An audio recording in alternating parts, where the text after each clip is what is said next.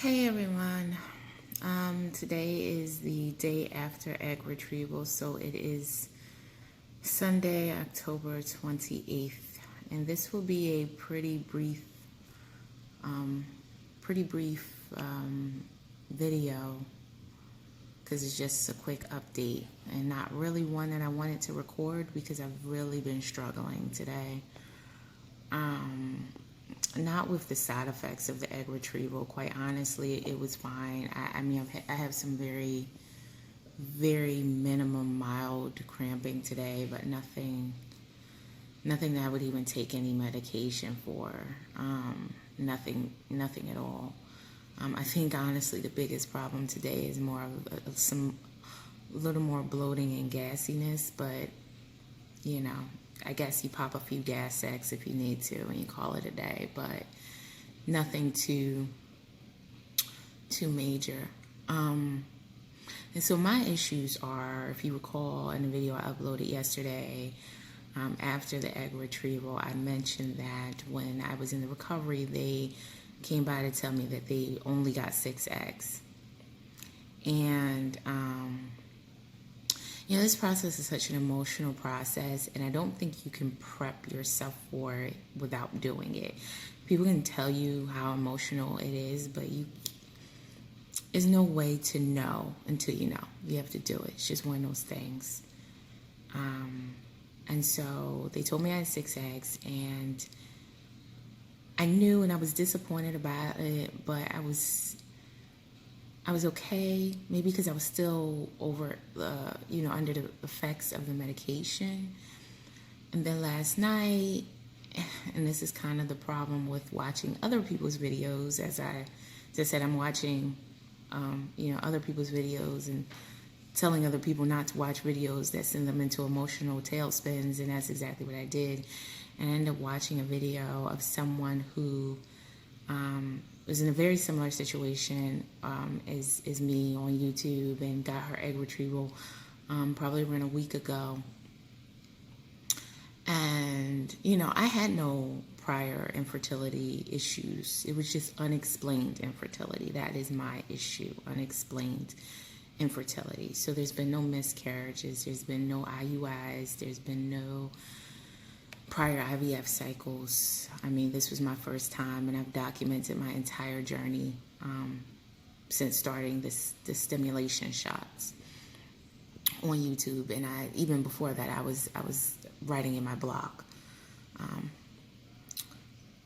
But this is the first real disappointment I've had in the infertility journey, I guess. A journey that I honestly didn't know I was on. I think unexplained infertility is different because there was no diagnosis. It's just, hey, it didn't happen. All your numbers look great. All your numbers are fine. My husband's numbers were fine. So there was never a reason for me to think that there would be any problem. And so for them to only get 6 eggs, to me, was a huge issue.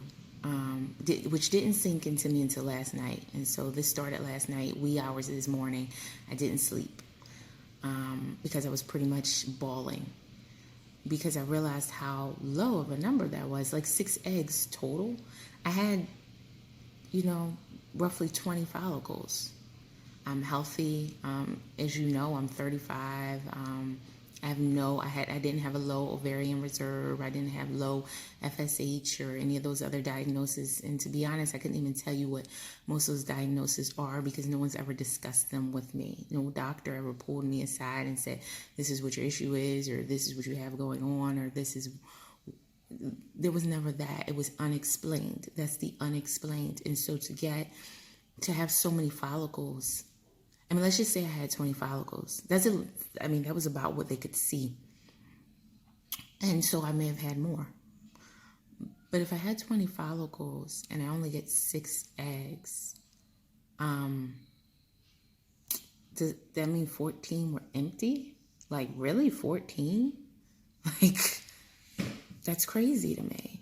And 14 empty follicles? So it just made me think maybe something is wrong. And, I had never addressed that fact because from everything I knew, there was nothing wrong.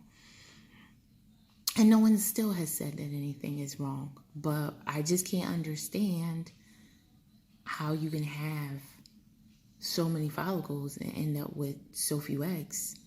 And so I was just pretty much bawling, all night. Didn't sleep.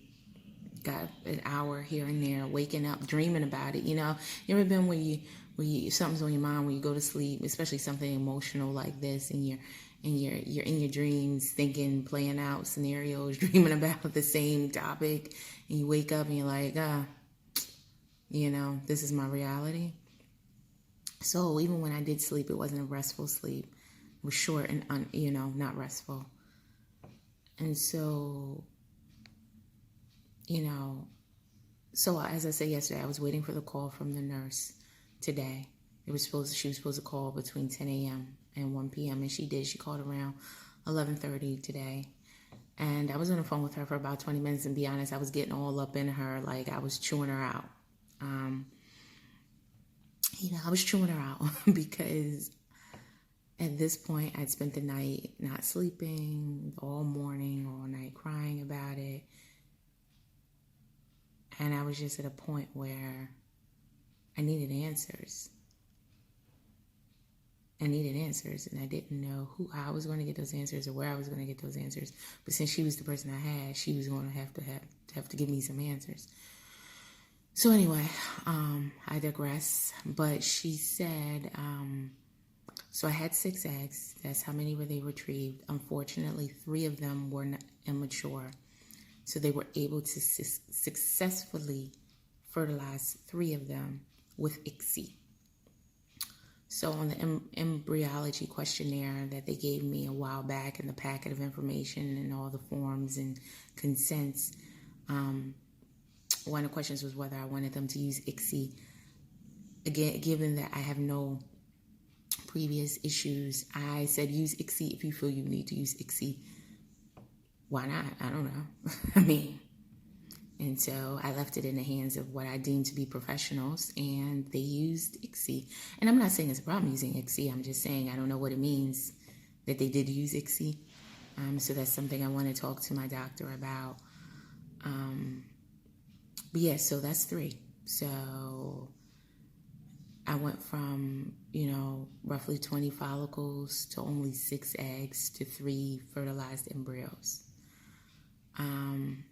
So I'm chewing her out, basically. I'm on a call. Why is this the number? Why did I have so many follicles? What happened?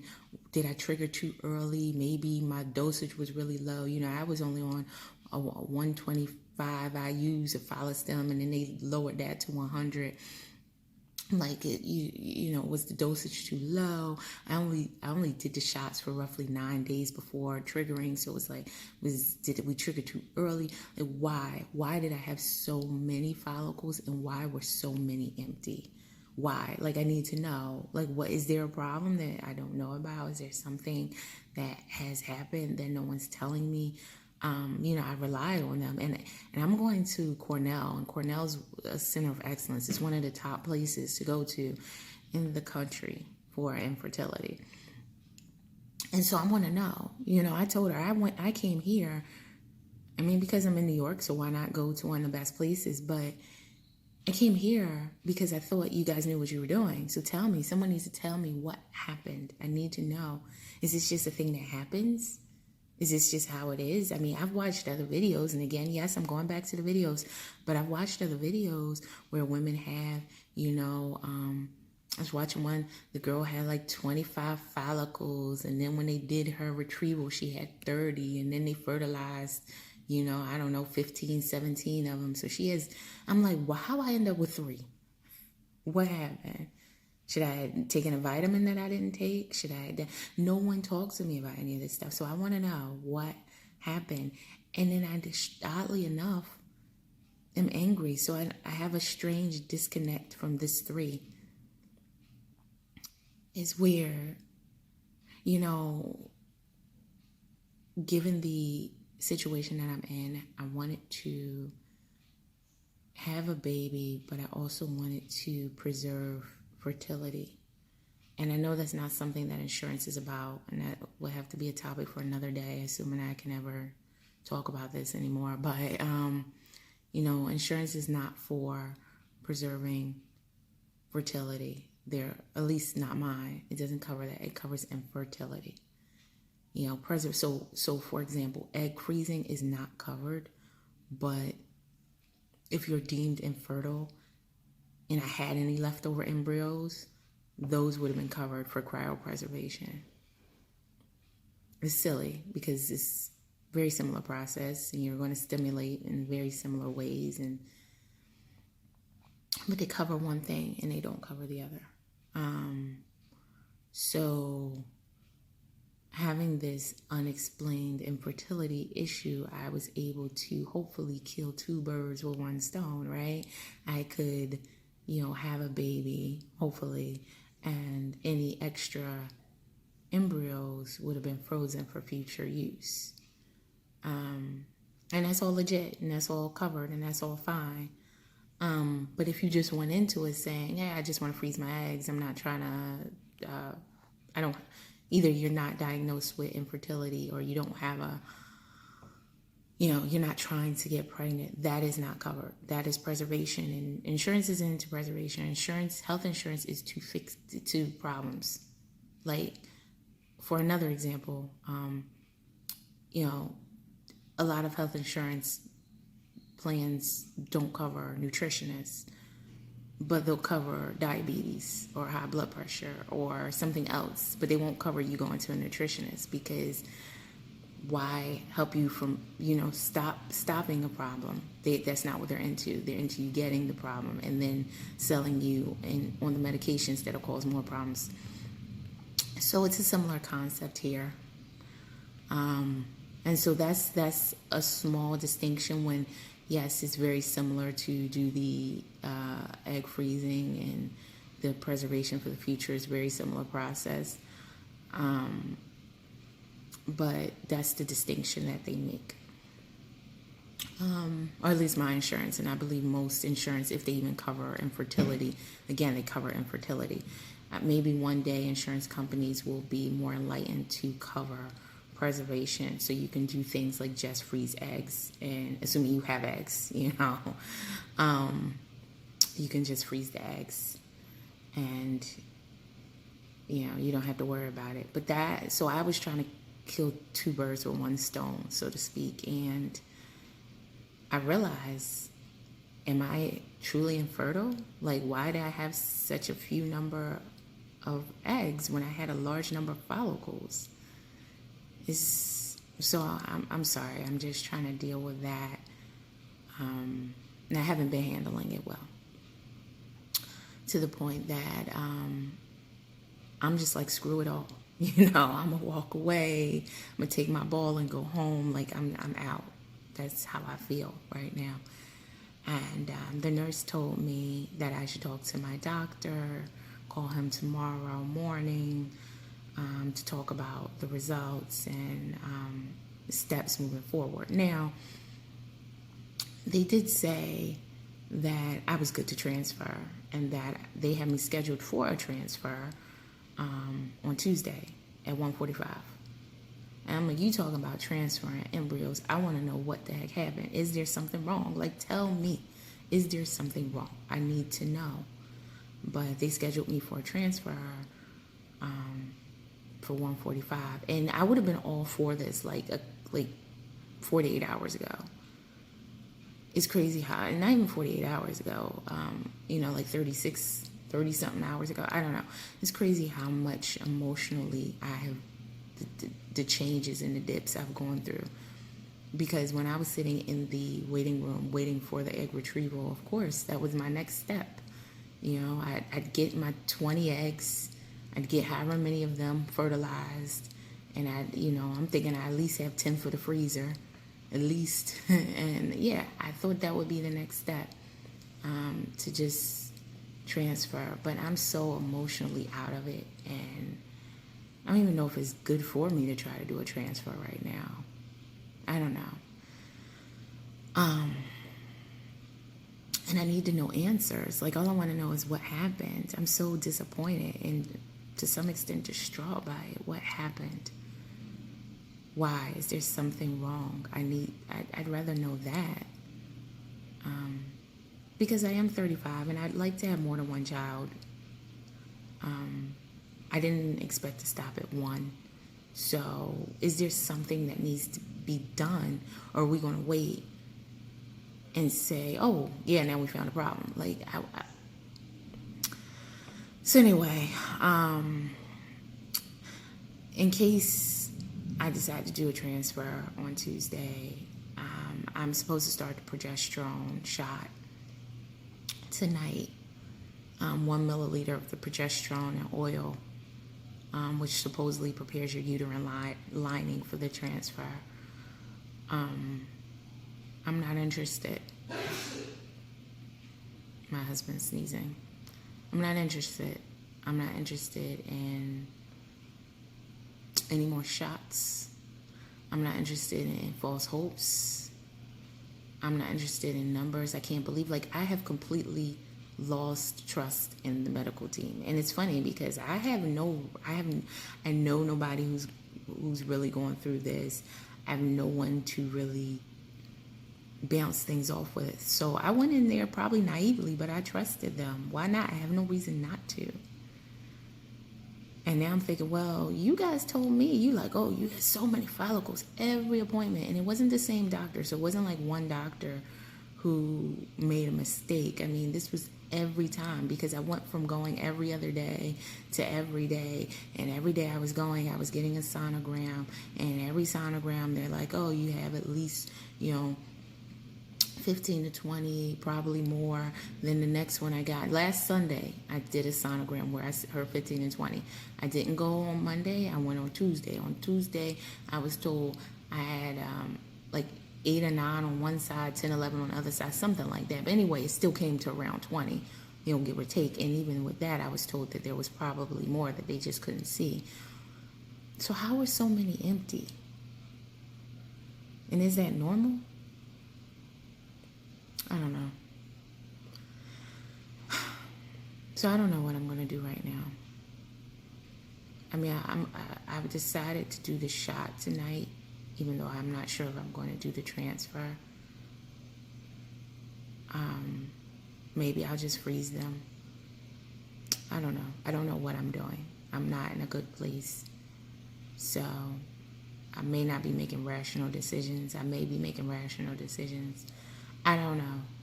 I just don't have any answers. I feel like if I had more information, I don't know if that would even make me have an answer, right? Because all I know is why I had so many empty follicles, but it still wouldn't help me figure out what I'm doing now. It's such a tailspin. It's just sent me into such a depressed state that I was not expecting. So, I mean, maybe we should have increased my medication dosage. Like, I have a lot of leftover medication. I have, I still have it. I have several boxes of Menopur left. I have Follistim, several boxes of Follistim still in the refrigerator. Several boxes of Cetridide still in the refrigerator. I mean, we could have gone for longer. We could have increased my dosage. I don't know. Would that have been the answer? I don't know. Anyway, just got on here to share because I'm trying to be real and honest about this experience. And although I didn't want to document this in the way I was feeling today, I felt that it was only right to document the ups and the downs, which I've been doing. Not too many ups though. There's been some downs. This is my first fertility disappointment. So, and I'm not comparing mine to anyone else's. This is mine. And I don't know. I just didn't, I had so many follicles that it never occurred to me that so many of them could be empty. Or why would they be? And that's really all I want to know right now is what happened, what went wrong. And so it stops me from even thinking about a transfer. And I'm kind of angry. I'm angry at those eggs, or those embryos. Like, freeze them. So, I don't know. But, pray for me if you do. And at very least, wish me luck.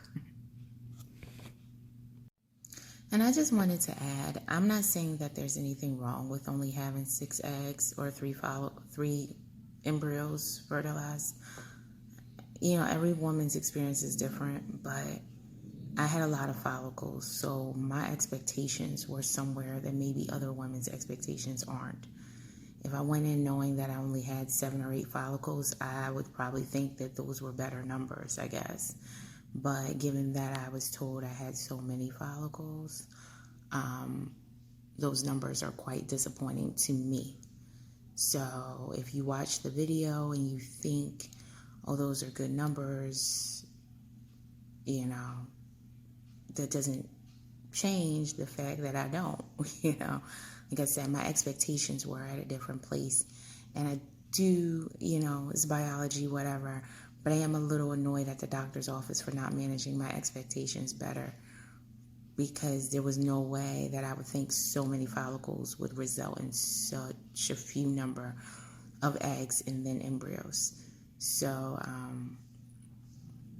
you know, so this is not to judge anyone who only has a few follicles and a few eggs, you know. I mean, I'm clearly in a very similar boat. I had lots of empty follicles, so what difference does that make? What do you need a bunch of follicles for if they're empty? So I just wanted to come back and say that. So this is not, you know, I don't want anyone to watch this and feel any way.